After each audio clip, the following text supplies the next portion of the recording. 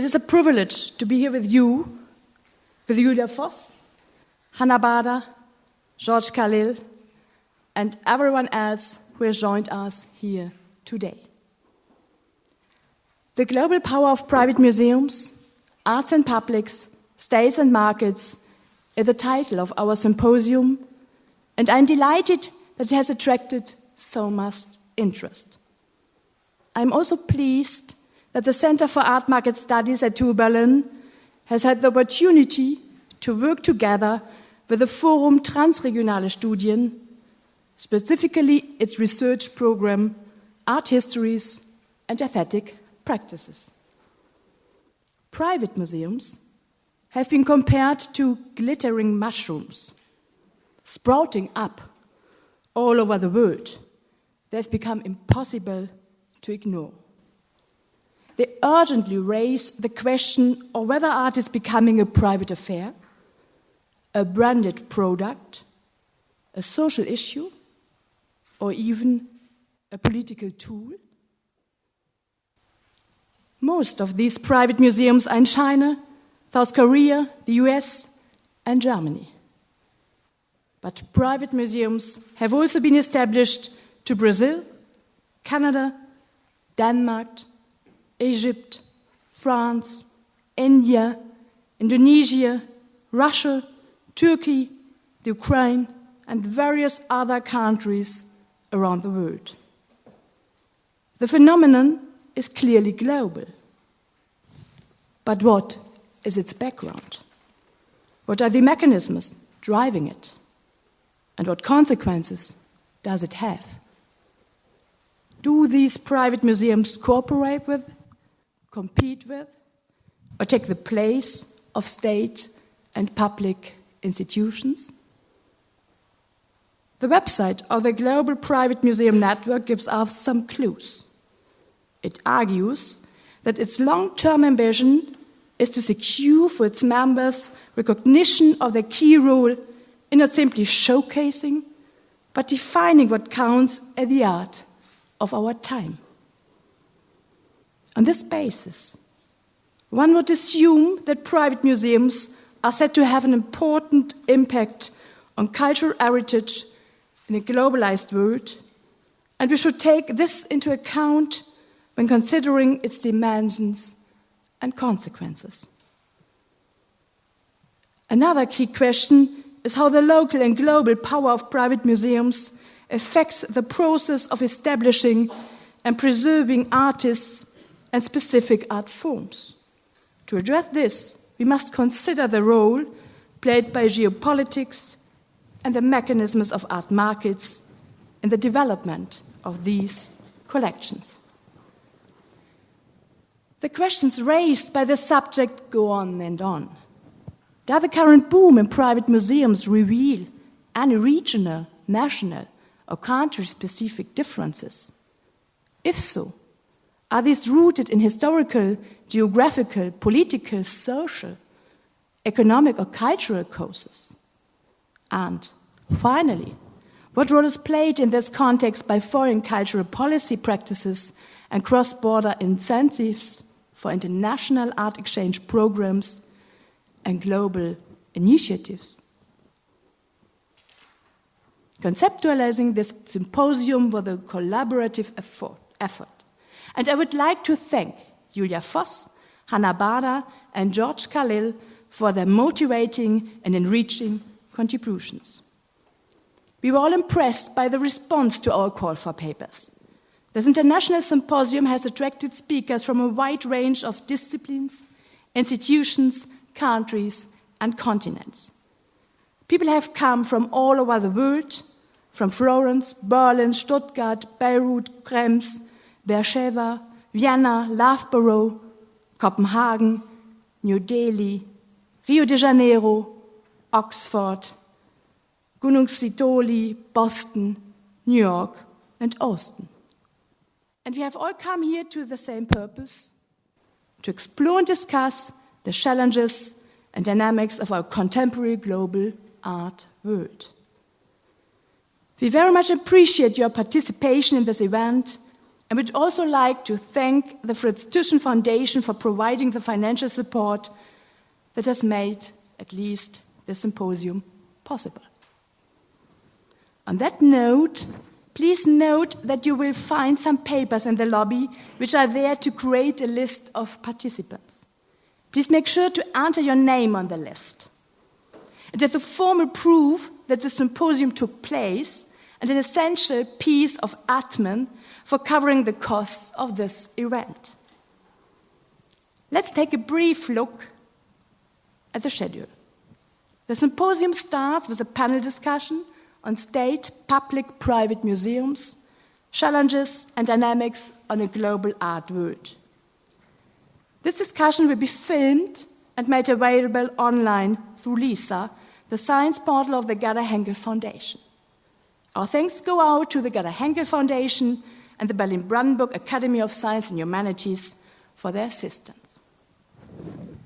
The conference itself is divided into 3 sections, the first 2 of which will take place tomorrow in this CNET room at TU Berlin. These will be followed by a keynote lecture in the evening by Wendy Shaw, entitled Privatizing the Republic, Museums, Markets, and Global Ambitions in Contemporary Turkey. This keynote lecture provides an excellent transition to the third and final panel section of the event.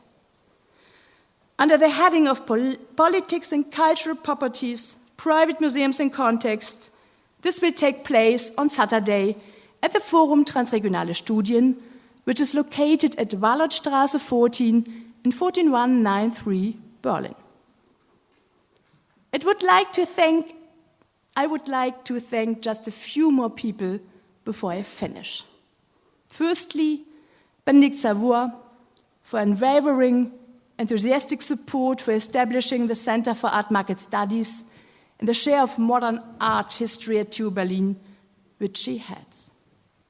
Secondly, the Institute for Art History and Historical Urban Studies at TU Berlin and the many representatives of this institute. Particular thanks must go to Xenia Schiemann for all her hard work, and I'm also grateful to Gabriele Zöllner, Philipp Lange, Christine Essling, and Bryn Wedditz.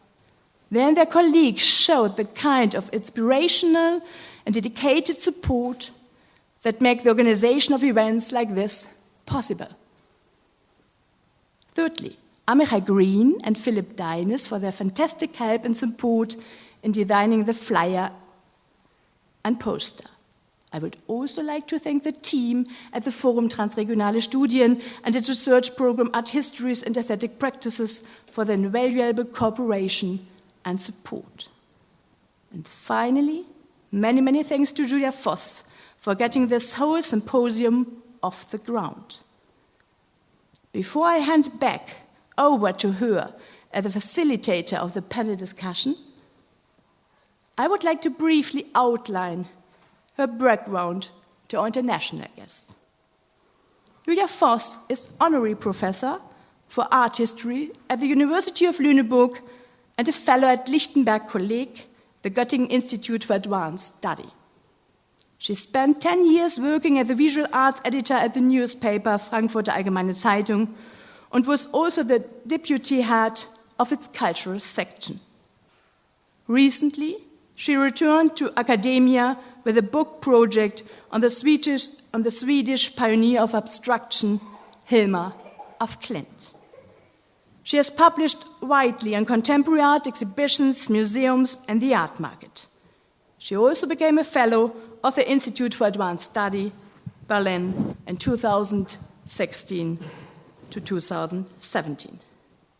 Julia is a truly inspiring person to work with, and I greatly appreciate everything she has done for this conference.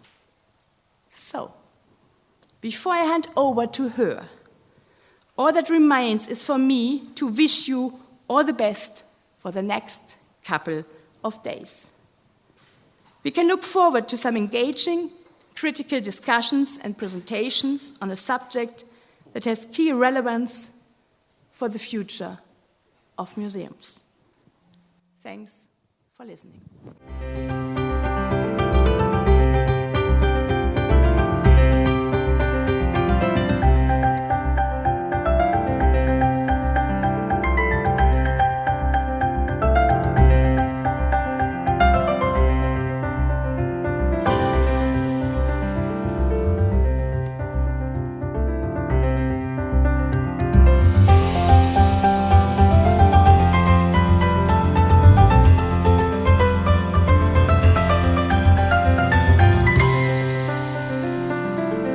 Good evening, everybody.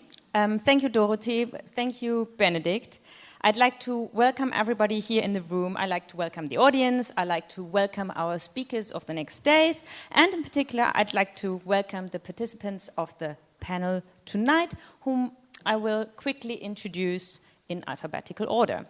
So here to my left, we have Hannah Baader, who's also one of the conveyors of this conference. She is a permanent research fellow at the Kunsthistorische Institut in Florenz, and she is the program director at Forum Transregionale Studien for a program called Art History and Aesthetic Practices, and also for a program that is in cooperation with the Staatliche Museum zu Berlin and the Kunsthistorische Institut in Florence.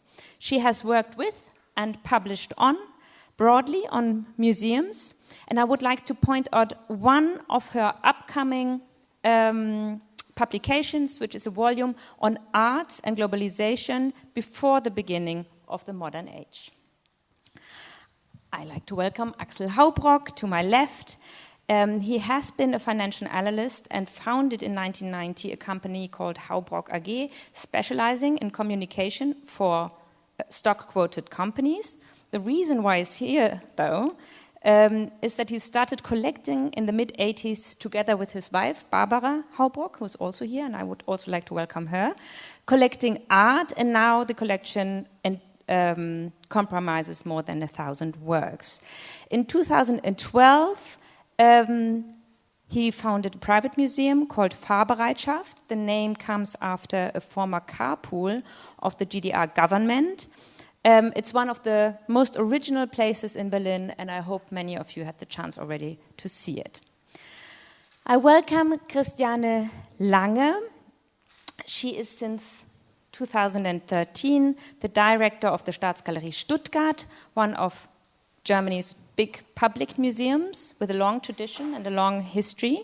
She has worked in many different fields of the art world. After having studied art history, she worked in a gallery. She has been a curator of the exhibition hall Hypo-Kunsthalle in Munich. She has been the director of the Hypo-Kunsthalle in Munich, and then she became the director of the Staatsgalerie Stuttgart. She's also honorary professor at the Academy of Arts in Munich, and she has given an unforgettable, very provocative interview in the Frankfurter Allgemeine Zeitung on the state of public museums some years ago.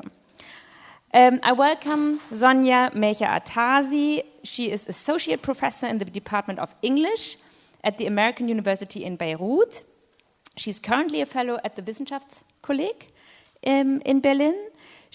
Her research is in comparative literature and modern Arabic literature, in museum studies, aesthetics and politics, and she has published widely in all these fields. And I would like to point out one of her publications with John Pedro Schwartz, which is called Museums, Archives and Collecting Practices in the Modern Arab World. Welcome, everybody. Just one formal thing ahead. We will speak about sort of 45, 50 minutes now, and then I will open the floor for discussion, and I very much look forward to your question, remarks, and comments, so please keep them in mind. There will be a time to come out with them. I think it is very apt that we meet today when a new auction record is being broadcasted. Again, the Leonardo da Vinci, which was sold for a little more than $450 million. We should be cautious about this price. It was a guaranteed price at Christie's, and everybody who knows about the practices connected with guaranteed prices at Christie's also knows that the announced price might not necessarily be the price that is actually being paid. Nevertheless, whatever price was being paid, we know that was a lot of money, and we know there's a lot of money in the art world, and this wealth and power connected to the art world is also something we're going to discuss during the next days. I would like to start with Axel Haubrok now, and actually an interview also I once did with Eckhard Köhne. Eckhard Köhne is the director of the Deutschen Museumsbund, which is the Association of Public Museums in Germany. And he once said in an interview that there would be a shift in culture, a shift in attitude, that sort of in former times in the past, private collectors would donate their collection to a public museum, and that now they would found their own museums. So my question would be, Axel Haubrok, do you also witness a kind of shift in culture, and what was your personal motivation to set up a private museum? What is the advantage of a private museum for you?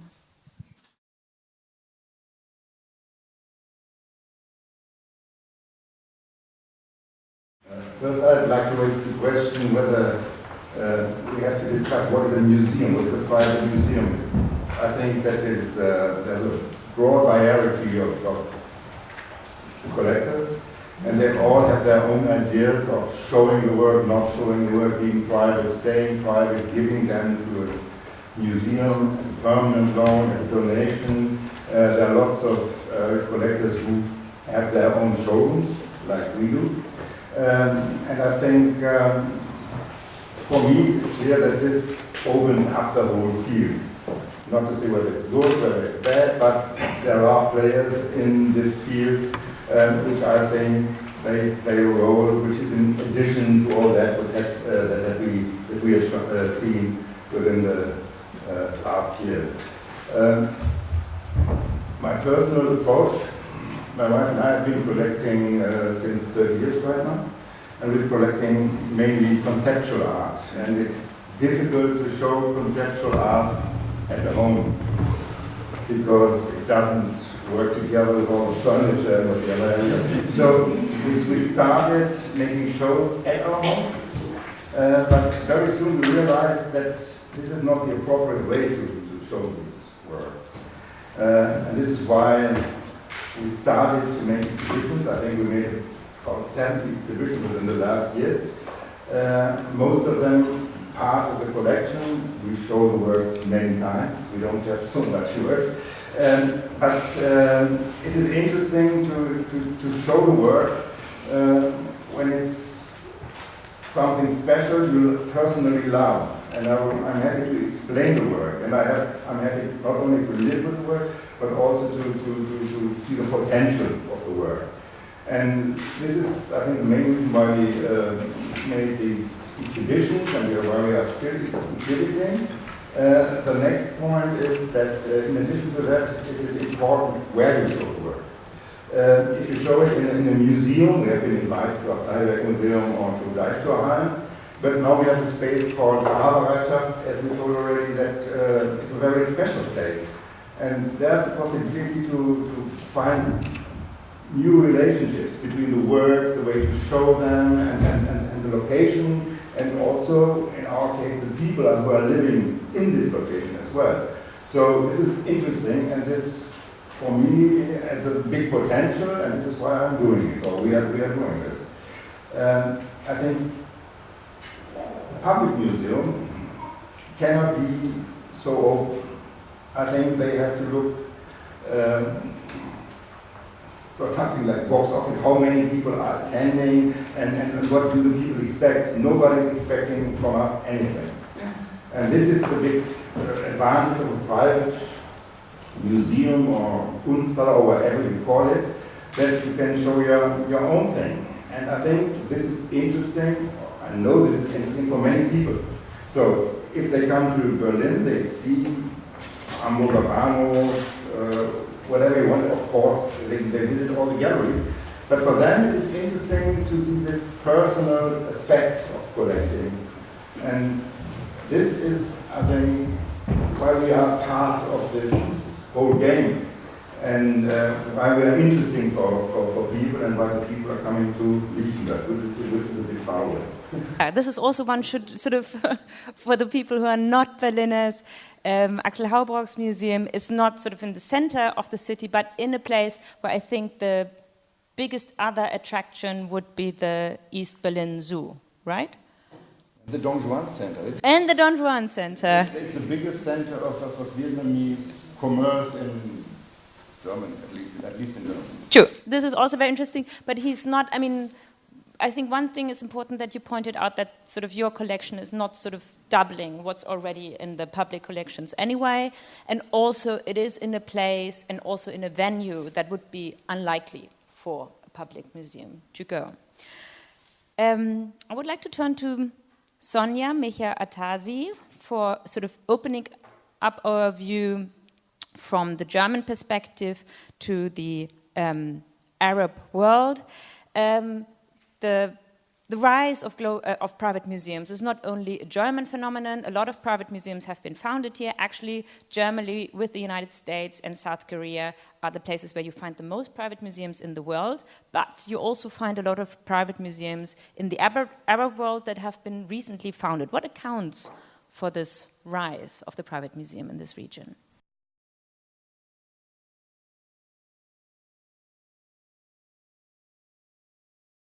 First of all, I should clarify that I cannot talk about the Arab world in general. So there are the many terms out there, the Middle East, the Arab world. I personally like the term East of the Mediterranean, which goes back to Saudi-born novelist Abdurrahman Munif, and his novel is a classic in modern Arabic prison literature, so kind of a counter-narrative, kind of official and public discourse. So the countries I'm most familiar with are east of the Mediterranean, so Lebanon, a bit Palestine, Syria, Iraq. What we hear about here in the media, in Western media, is mainly the museum boom in the Gulf countries, right? So what we see actually are very diverse developments. So on the one hand, we have the destruction of collections of museums due to war and political conflict. Iraq here is a key example. And on the other side, we have this museum boom, which really has to be seen against this background also of war, of destruction, and of looting. Then we also have a lot of so in the Gulf, I would say, and we talked about this briefly, it's very difficult also to distinguish between the public and the private, right? When you have countries that are run more or less, I'm talking, I'm being filmed, but as a private property, right, then it's very, very difficult to really say what is private, what is public. And we have authoritarian regimes such as Syria and Iraq, which actually did have a long history of collecting. So it's not true that the first museums of Islamic art, of modern Arab art, are founded in Qatar. This is not true. It is wrong. We have a long history, actually, of museums in the region. Maybe Wendy Shaw will talk more about this. We'll hear also on Saturday something about cultural production in Palestine. So we have a long history of museums, some very famous museums in the region. But then also, certainly we have kind of grassroots developments, so a lot of private initiatives that do not necessarily come with a lot of money, right? Some have acquired international recognition. For example, the Arab Image Foundation in Beirut, which was founded after the long Lebanese civil war, which has become very well known and accepted. So there's a wide range of different museums, and I don't think it's a similar movement of private capital necessarily now moving elsewhere. I think often these collecting practices are actually rescuing practices. So trying to, Edward Said has an essay which is called The Permission to Narrate.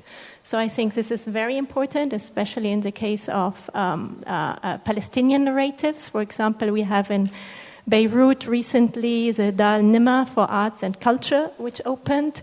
And they are dedicated to historical, modern, and contemporary cultural production from Palestine, the Levant, and beyond. And I think its focus on Lebanon's Palestinian community also explains the interest also in history, not only in the modern and contemporary, but also in history, because here we deal with a history that to a large extent remains untold, or that is being erased by other more powerful narratives of a land without a people, for a people without a land, right? So often these private initiatives are really, I would say, counter movements to rescue movements, we could say. Yes, maybe I can say more later on. Yeah, no, but thank you. I think this is very important to think about the question: what kind of freedom or what kind of possibilities might be granted by private spaces that are not necessarily under public control. And the other thing I think you mentioned, which is very important, is that sort of the most famous examples in the Western world of private museums are mostly museums that collect contemporary art. What we find a lot in other regions, what was your favorite? East of the Mediterranean. Okay, I'll stick to this. East of the Mediterranean is also a great interest in historical art, and it's sort of narrating the history of a place. Hannah Baader, you have looked at museums from all kind of places. And if we look at museum studies and art history and the writing of museum history, so far the model has always been the public museum. Do you see that sort of, does this rise of private museums remodel the way we have to think the museum today?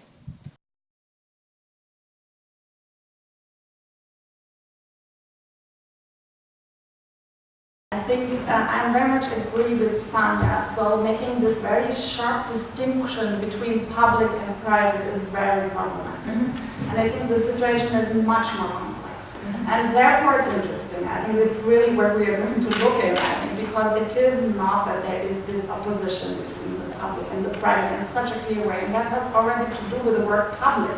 I think there is already a confusion about what is public. Do we speak about the state, or do we speak about the public as an audience? So sometimes I feel there's confusion about these two concepts. So that's, I think, one important point. And then there have been a lot of critique, basically, obviously in German art history, let's say by Voss and by Robert Fleck and by many others, and by Texte zur Kunst regarding the collector and the private museums. And I guess for good reasons, I suppose, because there is the problem of the market. But at the same time, we have a lot of critique towards the public museum. At the same time, of the state museum here in Germany, for other reasons. It's boring, it's tiring, it doesn't do research on provenance and all this kind of stuff. And I think the situation, if we open up towards other regions in the world, is much more complicated and complex. And we have to look what the benefit of private museums in many places can be. And you spoke about grassroots movements. But also here, I would strongly argue that both the private and the public or state museum, they do profit the one from the other. So I think it's a very important point to see the two together. But the situation is extremely complicated. So.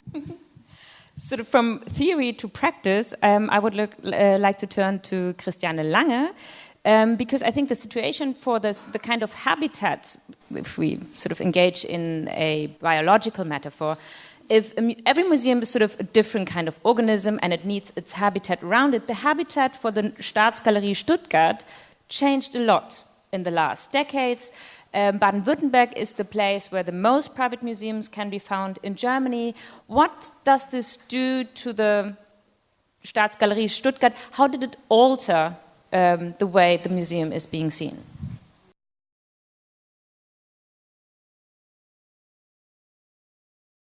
think it's really a big shift, and it's a shift for all the public museums. It's not only Staatsgalerie Stuttgart. Staatsgalerie Stuttgart is just an example, and I think in Germany we do have these state-owned museums in every part of our Bundesländer, so our counties.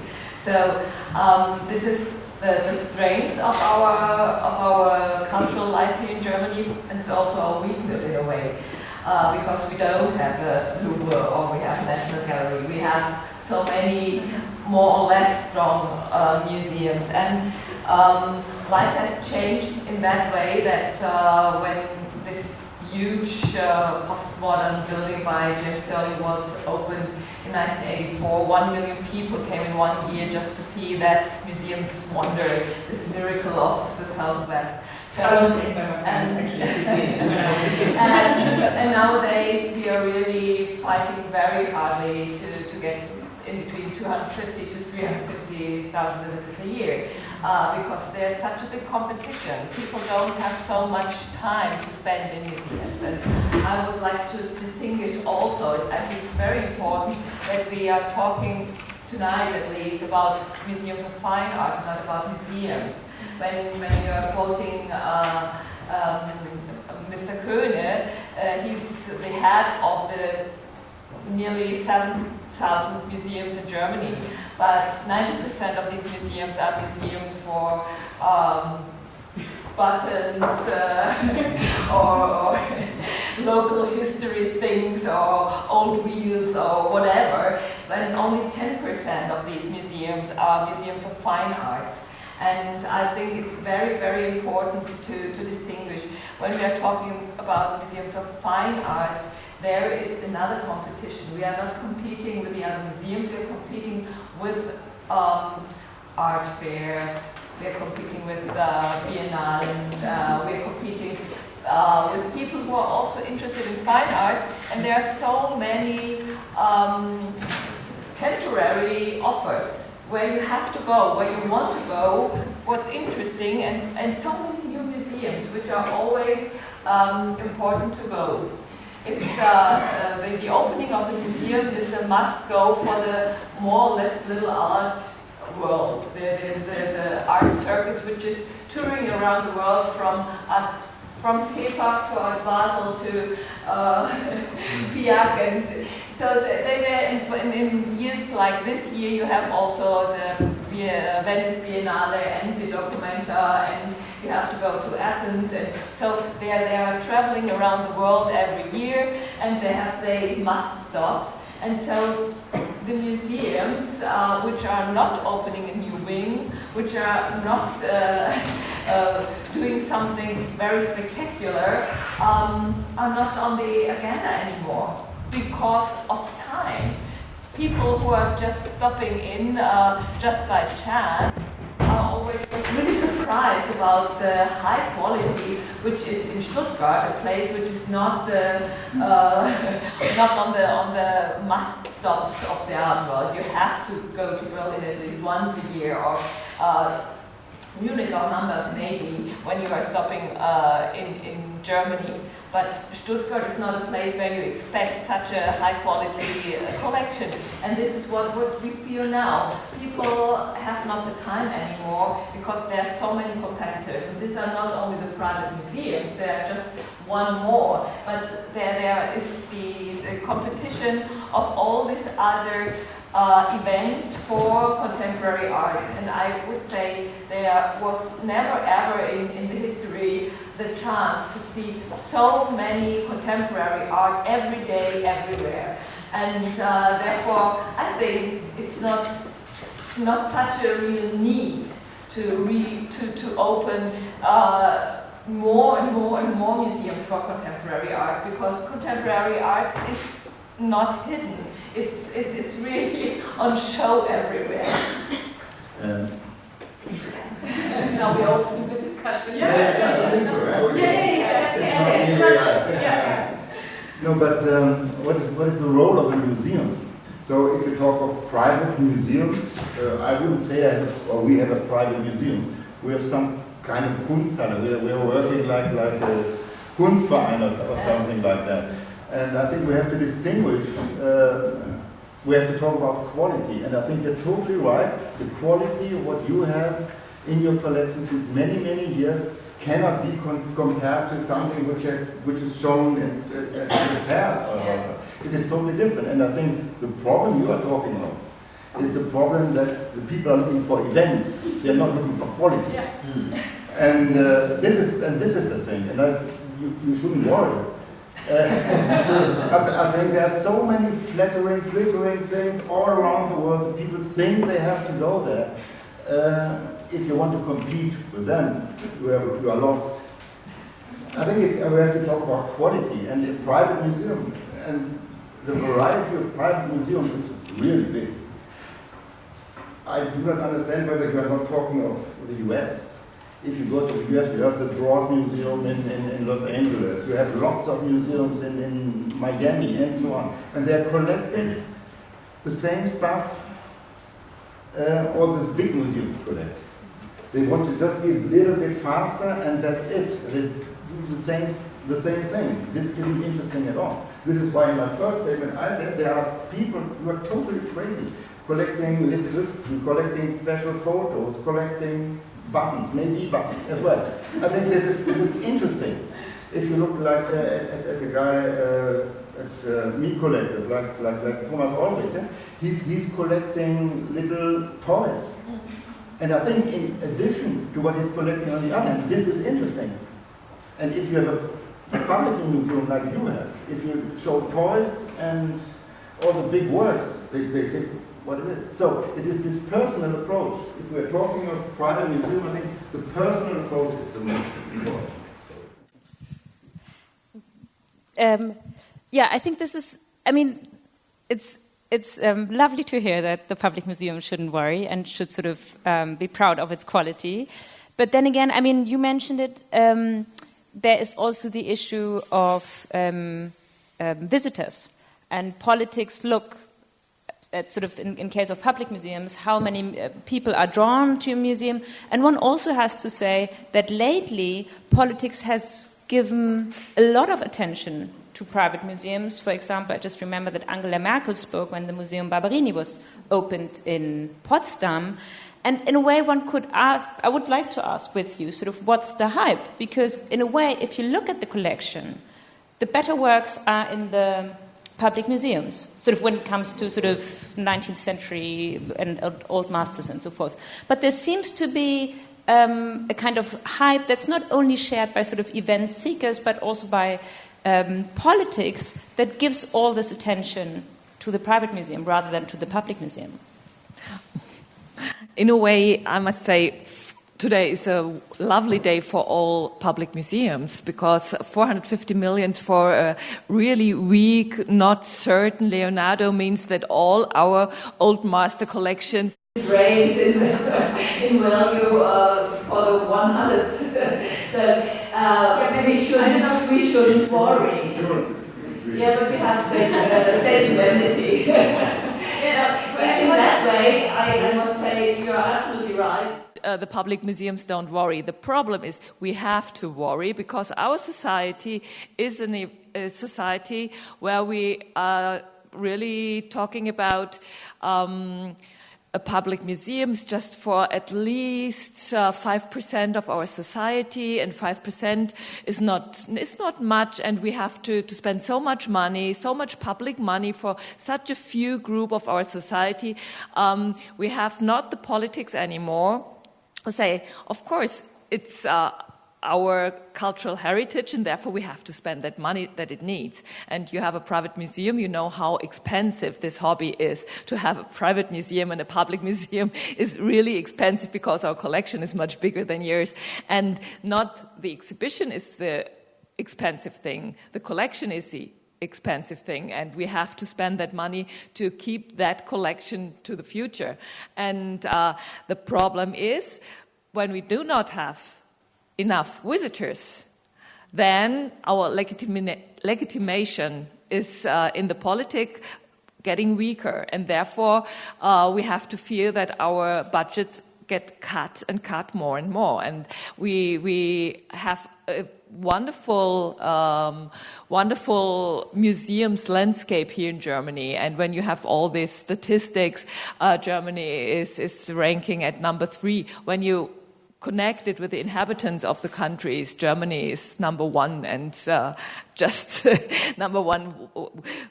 There is a big hole, and then maybe the United States and Korea are coming, because if you're connected with a number of inhabitants, I think Germany is not to compete with the museums.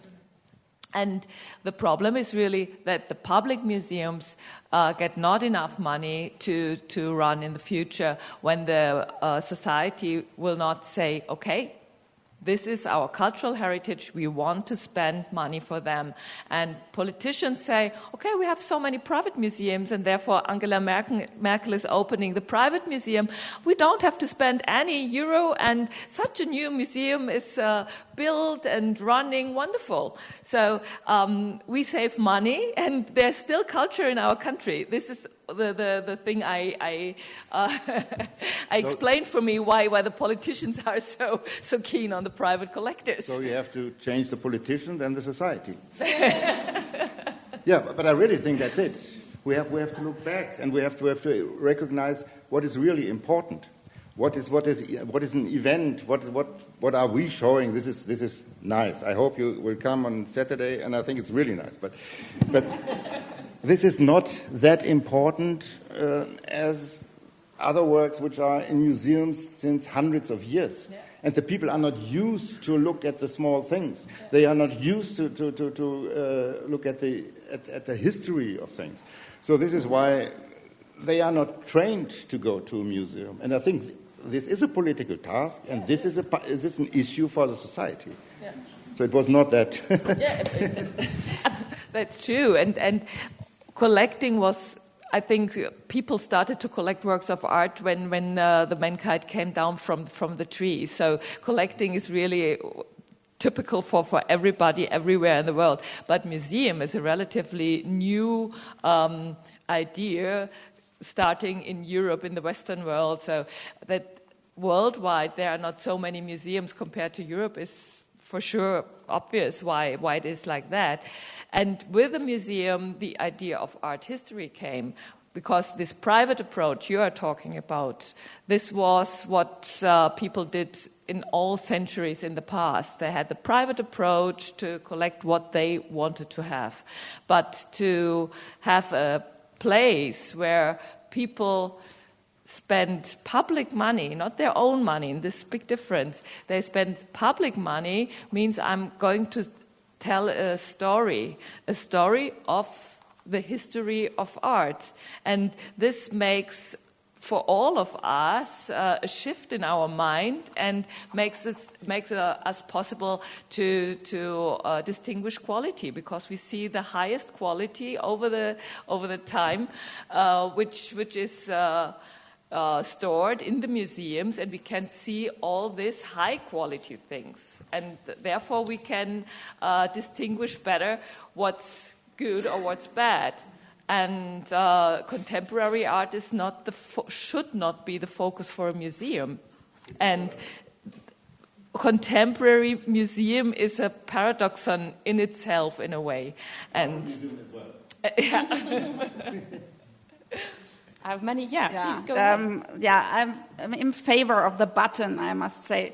And this is not just making jokes, but I take it very seriously, because there's a problem with the concept of art that we take for granted as a Western, very much Western concept, and then there's this idea that this concept has expanded all over the world, whereas the situation is, again, I think, much more complex and complicated. In many countries, the institution of the museum came with the colonialists and with the colonial power. Therefore, in many parts of the world, museums are basically colonial institutions, and they very often are also here colonial institutions, so the mirroring side. And therefore, I think we have to a little bit be cautious with our concept of art. Nevertheless, I think museums have the important task to have a political all kinds of museums and collections have a political implications, and they have a fundamental political role, and they can play it. So I think there is a big potential in museums.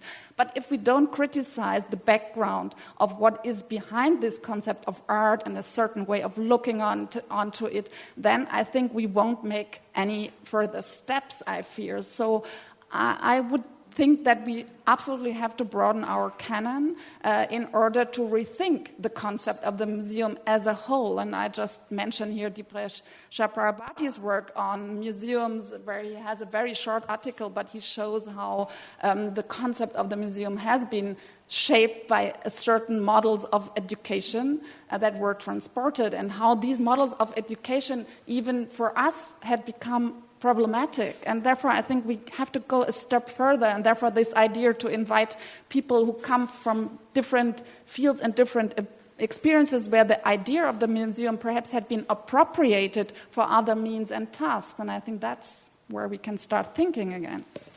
And I think we are at an important point, because so far, if we sort of look at our taxonomy of sort of private museums we have talked about, we have the kind of private museum that is often sort of the most, that gets the most attention, and that might be the private museum of contemporary art that kind of, collects from Richter to Jeff Koons, and we wonder whether this is a great contribution to culture. Then there is the private museum that specializes on something very sort of personal and individual, and broadens up a perspective that wouldn't be necessarily there in a public museum, that has a different way of collecting. And now you mentioned also the canon and the question of sort of the shaping of the canon. And the museum has always been a place where the canon was shaped. But I think now what we witness, since sort of all these institutions are founded outside sort of outside Europe, we also have a new kind of art history that is suddenly coming back. I mean, I've seen the best exhibitions on whatever Mughal miniature paintings, for example, in the last years. And they often have a background sort of in museums and other collections outside Europe. And I think this sort of widening of the canon, and also this art historical expertise that is now being assembled there, is quite impressive. I don't know how you see what sort of the contribution to the canon could be of the private museum. Well, I think there remains a lot to be done. I think we are really just at the very, very beginning of opening up a little bit the field of art history, of comparative literature to beyond the Western hemisphere. But I wanted to come back to two things. First, colonial legacy. This is certainly very important for museums in east of the Mediterranean, right, who are kind of often follow Western models. But certainly, I think it's so important to point out that this is also the history of our museums in, here. So where do all these artifacts come from? So war and conquest have always been so closely related to the history of museums. Linked to that, you mentioned quality. I think the quality has to do with the personal that you mentioned, which reminded me of also Orhan Pamuk and his Museum of Innocence and his manifesto, where he says we have to go towards the personal, away from these big, expensive public institutions to private homes, right? You explain why the home is not appropriate, but also private, right? I mean, that's something to be discussed, but I think we also the private is also where we engage with artwork, right?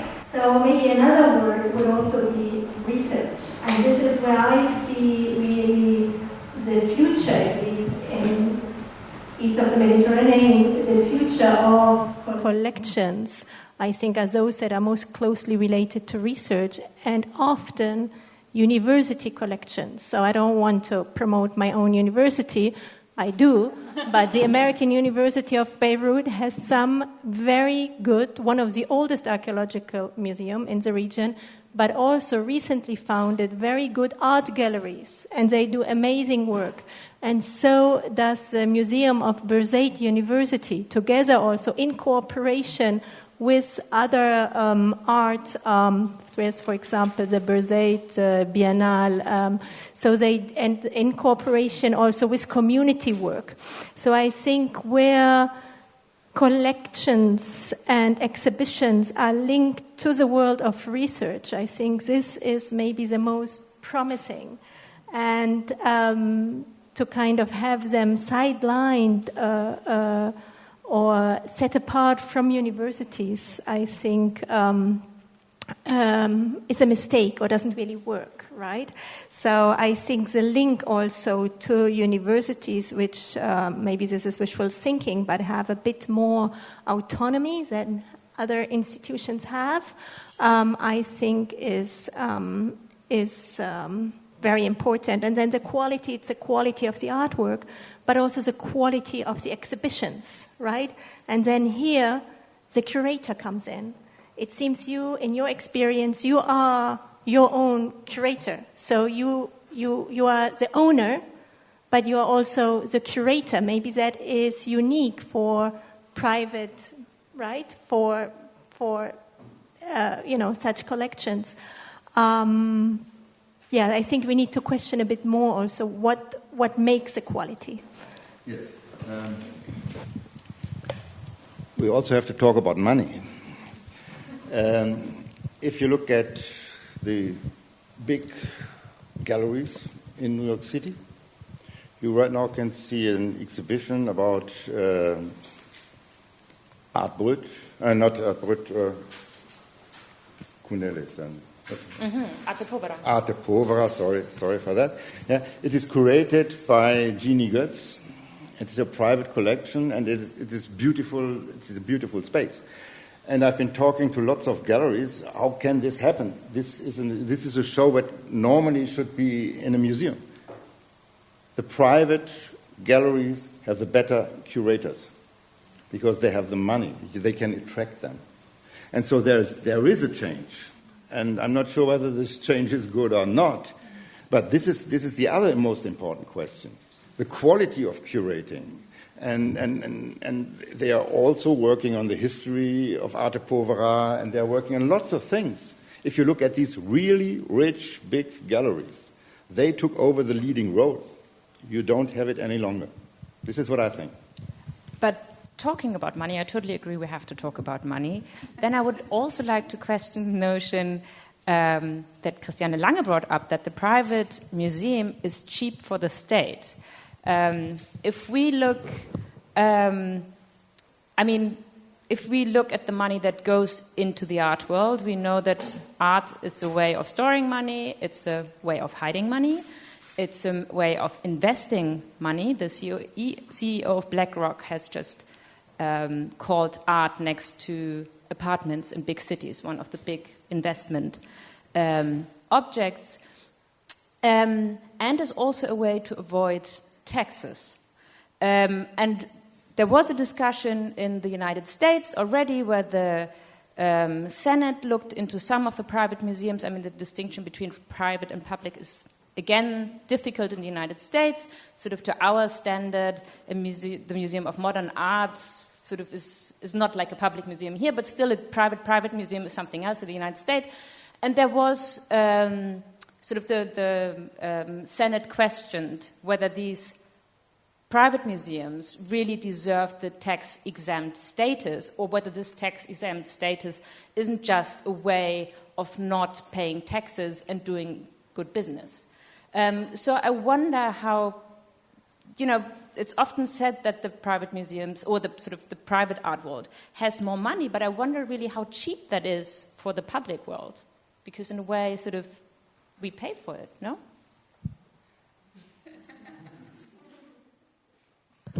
Me this question? Whoever feels entitled. No. I mean, as you have been a financial analyst, you might know more about it than I do. Let me explain what is happening to our collection. Yeah. So we have a foundation, and some of the works are in part of the foundation, and these works are a permanent loan to Stiftung Preußischer Kulturbesitz. So they are on show once every 10 years at Neue Nationalgalerie or Riekhallen or something like this. So is this cheap for them or not? They have to store it, of course. and they have to take care of it, but they don't take everything. So I cannot put everything I have to Udo Kittelmann and say, take it. He doesn't want to, and I really do understand him. But he says that there is a gap in the collection at the end of the first years of the 2000s. They didn't collect, they didn't have money, and so we're filling this gap. And okay, you can say they have to store it, but on the other hand, they can show it. And there's always a cooperation, or there can be a good cooperation like ours to public museum. And it's not a question of being cheap or not. They have it. They can show it. Yeah, I'm not criticizing in general private loans to public museums. There's a good reason why this cooperation has been established. In the past, we had some cases of sort of private loans that were just sort of very quickly withdrawn, and we will see sort of what happens to the Hamburger Bahnhof and its many loans there in the museum. Yeah, it just consists of loans, and that might be a problem in future. We'll see. Hannah, you had your hand up. Yeah, I mean, I'm happy to speak about economy. That's important, but there is this very specific relation between art and money, and art eats money, as we heard in a title of a book that came out, I think, 2 years ago. And so there is this destruction of money also that is included in the process of acquiring art. So I think there's more to say than it's just about tax exemption. There is something that goes beyond economy. Even if, of course, I understand that it has to do very often, and therefore I think we have to be all very cautious, has to do with financial interests. So I guess there are many private museums where financial interests are very strong. At the same time, there's a counter-movement in that.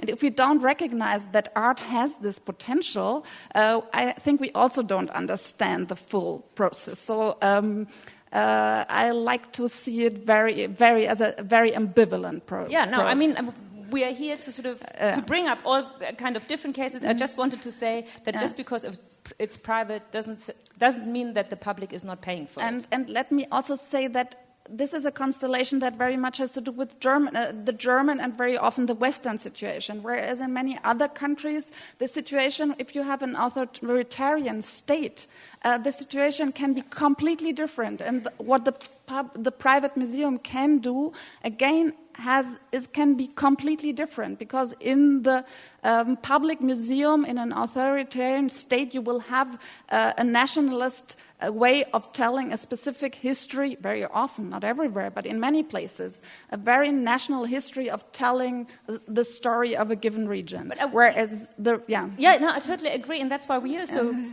all of you, give me these examples. We want to hear them. So give me these examples of these grassroots museums and whatever. That's what we're here, because we want to sort of broaden our perspective. So let's talk about these examples then. Yeah. Do you want to? No, in a dictatorship, it's usually not possible that you have a private museum which shows art which is really against the system. So it's just this in-between state now in Russia, and let's wait for a while how long this private scene can stay like it is. So usually when you have a dictatorship then you have not the freedom for works of art. Then you have just the works of art in the museums which will support the political government. And Mejcher-Atassi, I think here we need to kind of, again, we come back to what Hannah said earlier, that it's private and it's public, it doesn't really work like that. And I think this is why we really need to focus more on collecting than on collections, because in authoritarian regimes, certainly you have art, and you have very oppositional and subversive art, right? That certainly does not make it into the public museums. And private museums are not allowed to open, and the work would be confiscated or destroyed or you name it, right? But people still collect. And people still, first of all, produce art, but they also collect art, right?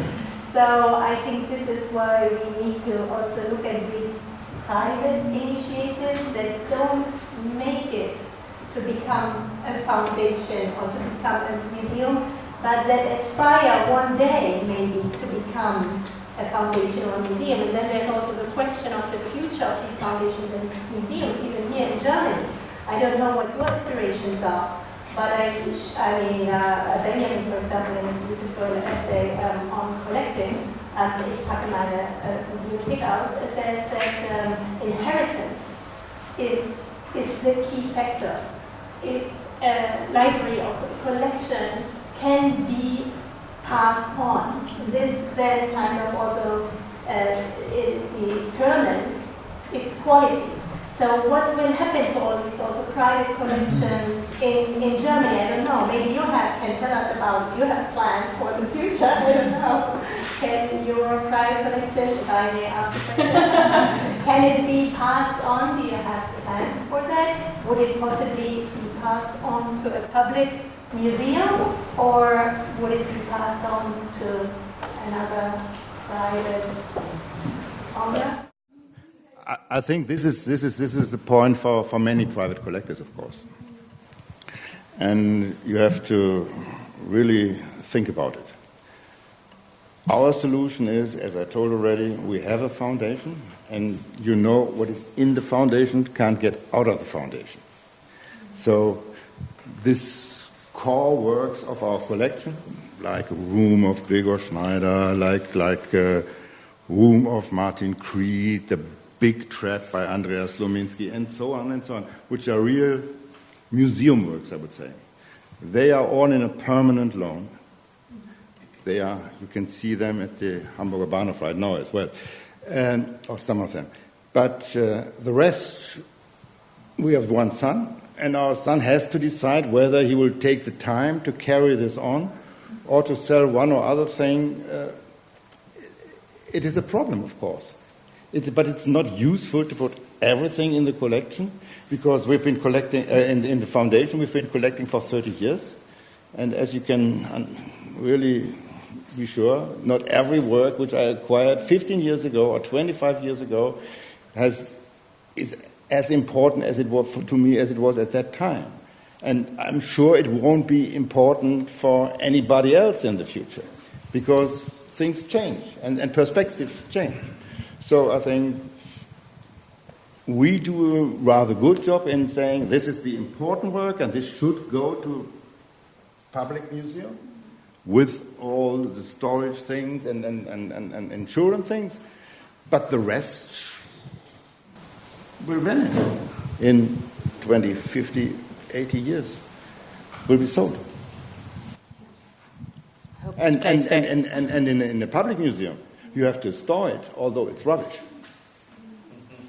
Yeah, and it is like this. It is like this, of course. You see this. How much of your work you have in the collection has been shown within the last 5 years?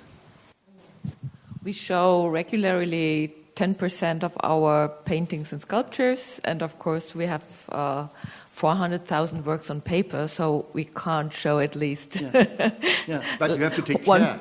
Per mil, not a percent. Yeah. So we all have the same problem. Yeah. We have the same problem, and you have to find solutions. Yeah, but for me, the solution is not to build more and more and more exhibition spaces, more and more museums is not the solution. The solution is to sharp our eye for quality and to be honest, to say, okay, this is not highest quality and therefore it should not stay forever in a public museum, because, as you say, in a public museum, we can't sell it anymore. The private collector can sell, and maybe the children or the grandchildren are going to sell 2/3 of the collection or 90% of the collection, and this is how it was in the past all the time. And in the past, there had been not so much fire prevention and not so much conservators therefore not everything was in such a good shape after 100 years. So it came to rubbish easily when it's a canvas with holes. And nowadays everything is preserved so perfectly. So and the production is rising and rising because population on the world is rising. We should think what will mean this. So will we have every person has its own museum? This is the final point when we think it to the very end.